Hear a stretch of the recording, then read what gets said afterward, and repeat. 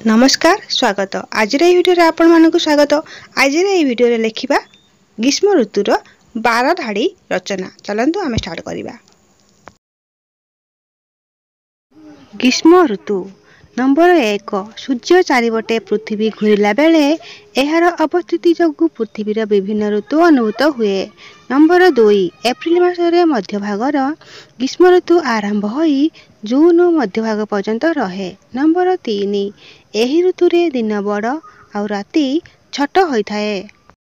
Number 4 एही ऋतुरे सूर्यक किरण लंबा भाव पड़िबा जोगु आमे गरम अनुभव करू। नंबर 5 एही ऋतुरे कार्य करिबा पई ओ खाइबा पई कष्ट जना पड़े।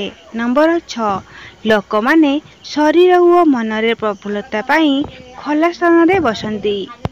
नंबर 7 ग्रीष्म ऋतुरे राति दिन अपेक्षा शीतल पवन बहिथाए। नंबर 8 एही ऋतुरे बेल मल्ली चंपा फूल इत्यादि राति रे फूल फुटी थाए। नंबर 9 रात्र समय रे एही फूलर बास्ना मनरे शुद्धता आनी थाए। नंबर 10 किंतु आश्चर्यर कथा जे कृषक माने टाण खरारे जमी हल करती। नंबर 11 आंब लिचु पणस खजुरी सपुरी इत्यादि फल खरा दिने पाचे। नंबर 12 जीवंत प्राणी माने ग्रीष्म ऋतुरे कष्ट पाती।